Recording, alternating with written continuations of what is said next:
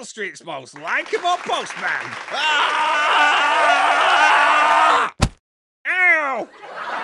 Bloody hell, Trevor. It really hurt that. That's for making me ring the doorbell, dick. You've been warned. Next time, I won't be so polite. Oh, fuck! Right, so let's get this open. Oh, it's finally arrived. The Home Wrecker 3000 personal security system. Representing a huge leap forward in home security for the common man. The Home Wrecker 3000? You've been buying my Chinese junk off internet. It's not junk, Edward. It's a serious bit of defence kit, this. Don't be fooled by the name. That's probably just a translation error. Well, what the flipping Nora is it then, Peter? Brian, let's just say, if anyone messes with me now, they're in for a bit of a shock. Is it one of those tasers? What? How did you guess that, Ken? How do you even know what a taser is? You didn't even know what the internet was until last Wednesday, and you thought China was nothing more than crockery. Well, I was thinking about getting one myself. It can be a bit frightful these days for an old man. I'm stabbing now, I'm isn't what it used to be. But I only had my winter's fuel allowance to pay for it, and I put that on a horse. Oh no, Ken. Ah, Ken, you really are an example of proletariat ignorance, aren't you, poor boy? Why don't the poor ever realise you don't gamble with your own money? You invest in a hedge fund and gamble with someone else's. Ha ha ha, yeah. Good luck, Ken. You'll need it, you daft fool. You what? Come on, you gotta be late. Late for what, Mary? Yeah, late for what? Ah, bloody hell. Don't tell me you've forgotten. Me bake's now, and me charity shop. Yeah, how could you have forgotten that, guys? Oh, I was up all night making this pavlova especially. Got covered in cream while I was making it. All over my face. I want to learn something out of one of my father's videos about ice and cakes. But there's never any cakes in those videos, though. They're very strange. Ha ha! This is brilliant. If I still had my legs, I would love to see this bake sale. I can save you a piece of pavlova. It's not a problem. And a piece of Victoria sponge. Oh, please, please. You keep them for yourselves. They would be wasted on a palate as refined as mine. Well, I never. You snubby bastard. Come on, you lot. We're gonna be late. On your way to get your cakes and cream. Wash your face if you wanna stay clean. On your way to get your cakes and cream. I'm sure they're tasty, you're living the dream.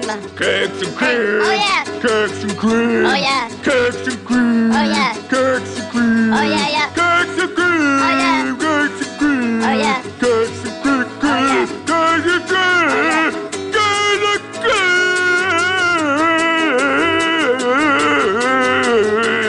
Cakes and cream.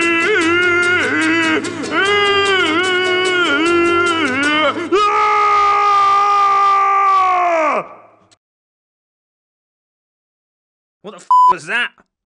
Can you keep it down a second? My race is about to start.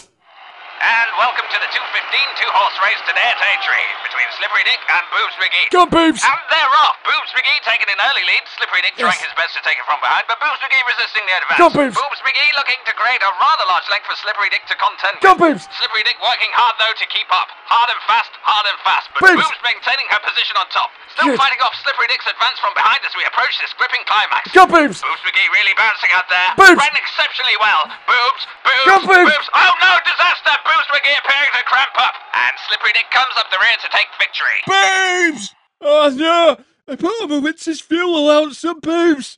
I'm gonna be freezing. Oh, Ken, you lost all your money on a horse named Boobs McGee. You utter loser. Ha ha ha ha. Boobs McGee was the name of my wife, Susan. She would have been 97 today. I thought it was a sign. You know, I was privileged to squeeze her cracking baps for 72 years, Susan. And that makes me a winner in my book. A winner. Right, you. I can't have you upsetting my regulars like that. I've got bills to pay. In the back. What do you mean, Peter? I'm putting you in the back room. The only company you'll have from now on is a view of an abandoned chip shop. No, Peter, please. Not a chip shop. I'm sorry, Susan. You've done this to yourself. Anything but a chip shop, Peter. What is it with you and chip shops? Too working class, are they? Bullingdon? No, Peter, it's just... Just what? No, it's too painful for me. I can't tell you. Tell me what, Susan? No, Peter, I can't. It's not safe. Deep fried masba. It'll turn me into deep fried masba. I'm sorry. Who will? No, I can't say. Right, enough of this nonsense. In the back. No, Peter, please! Not the chip shop room! I'm begging you! Why? Susan! I'm Scottish! What? That's stupid! Surely that would mean you loved chip shops. Allow me to explain, boy. You deserve the truth.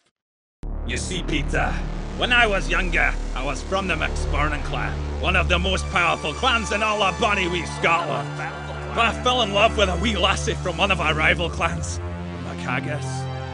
Needless to say, I was caught with my kilt blown in the wind one evening while I was romancing her. I was expelled from my clan. Get out, boy. This wasn't a lassie hers. Get out, girl! It was a hard blow to take, but at least we had each other. As we set out to find shelter in the hills, the lassie was hit by a van. As I stood by her side watching her die, I was shot in the back by the driver. This was my first encounter with the infamous Jim McDonald, Glasgow's most brutal, disgusting chip shop owner. He butchered me body, put me on the wall of his chip shop. He spread mine and my lass's remains, turning our legs into something that looked like a battered Mazda. Luckily, I was stolen a few years later, and I found my way to a cab boot sale. And as you know, Peter, that's where we met. And that's why I can't stand the sight of a chip shop anymore. Oh, Susan, it's 2014 now. That's the past. He's not going to find you now. No, Peter. Susan, look at me. No, it can't be. You're safe now. You're safe. No, Peter, that's behind you. Ah, I thought I recognised that voice. If it isn't old McHaggis. I was just remembering how tasty your legs were. What? Who the hell are you? I'm Jim McDonald, and I've come for my property. The stench of my past haunts me, like an unwashed sporran at a ceilidh. Now you listen. Everybody has the right to move on, to let it all go, to start again, to choose their own future, free from the shackles of their past. Gary, will you shut up with that synthesizer? This isn't bloody Blade Runner. Sorry, Peter. Well, that's a nice sentiment, but I'm taking him, and you're not gonna stop me. Nah, you're right. I'm not. But my home wrecker 3000 is. Stop it! That's 24,000 volts, Jim. More than a big fat fire upstairs. Not enough. Aye, keep him. It's not worth it. And don't come back. By great spurring, that's the kindest thing anyone's ever done for me, Peter. Typical of the world-famous compassion the English are renowned for. We just seen a man outside that says Susan isn't who he says he is. Says Susan's an imposter. That's not true, is it, Susan? What he's trying to say is he does a mean impression of a Scotsman. Romance rubbed by a mental Scottish bastard. Susan was able to scare him away by impersonating a clan warlord. He saved the day. Haha, yes, of course, yes, that's what happened. I managed to scare him off with my quick wit. I just kept thinking to myself what I would do if anything happened to my friend. Thank you, Peter. Really, Susan? That was very brave of you. Well, Susan, it looks like we've misjudged you. You know, you're all right in my book. Yeah, that makes you a local hero, Susan. Yeah, 3 cheers for the hero. Hip hip. I'm not going to do that, Brian. It's gay. Bye,